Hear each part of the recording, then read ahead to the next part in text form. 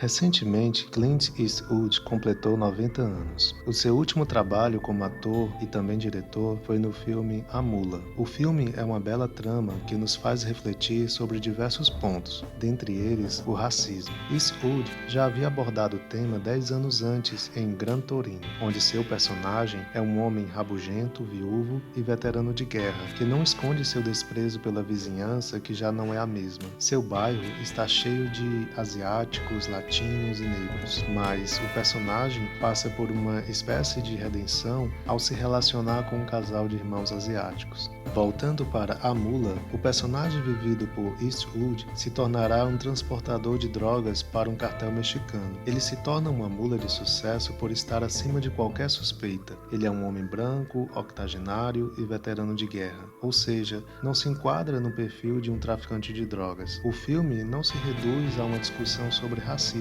mas a sua premissa é baseada na história real. Por isso, há vários momentos em que Eastwood nos mostra um naturalismo do preconceito na sociedade norte-americana. Há uma cena, por exemplo, em que ele vai se apresentar como o patrão dos dois traficantes latinos que estão com ele em uma das missões, e por conta disso, o policial desiste da abordagem.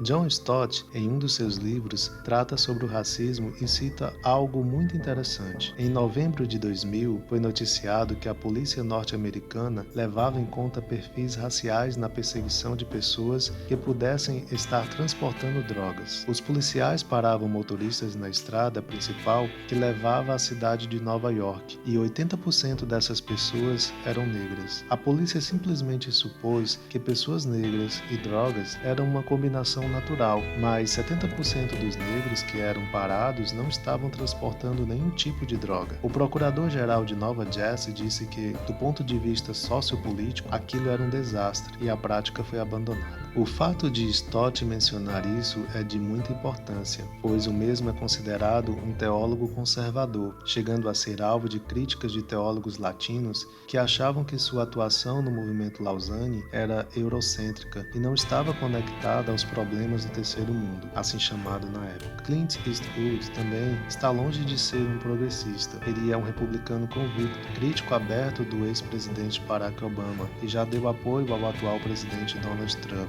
Logo, o racismo não deve ser visto como pauta de um espectro político. O preconceito racial não pode ser uma bandeira sequestrada pelas esquerdas. Eastwood e Stott combatem o racismo por ser uma estupidez, e como cristãos precisamos destacar uma estupidez pecaminosa. Infelizmente, nos deparamos com a triste notícia da morte de George Floyd por motivos completamente banais. Após uma abordagem policial truculenta em Minnesota, um policial branco o asfixiou com o joelho pressionando seu pescoço. As imagens correram o mundo e geraram revoltas. Protestos violentos vêm acontecendo nesse e em outros estados norte-americanos. Não demorou muito para algumas pessoas negarem que o crime tenha sido racial e falar que ainda é cedo para um veredito. Floyd começa a ter a sua biografia vasculhada e há vários que digam que ele era um criminoso. Todavia, pastores chegam a dar entrevista afirmando que Floyd ajudou na evangelização de vários jovens e os incentivava a saírem do mundo do crime. O fato que temos até o momento é que parece que ele teria tentado comprar algo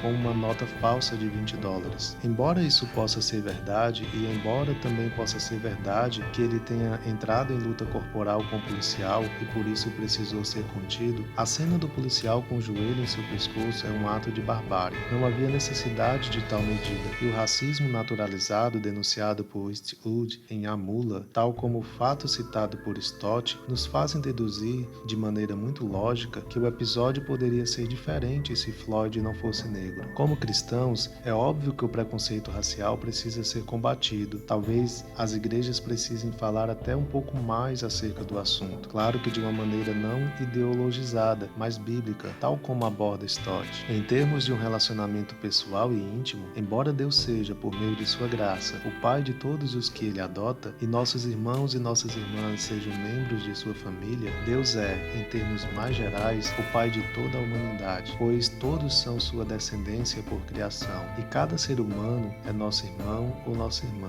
Sendo todos igualmente criados por Ele e como Ele, Somos iguais aos olhos do Pai em valor e dignidade, portanto temos o mesmo direito a respeito e justiça. Que a nossa cosmovisão enraizada na palavra se levante para celebrar a diversidade étnica e encabeçar uma luta pelo fim do preconceito racial, primeiramente para a glória de Deus, que é Senhor sobre todos os povos, e segundo, para que o que ocorreu com Floyd não se torne algo naturalizado.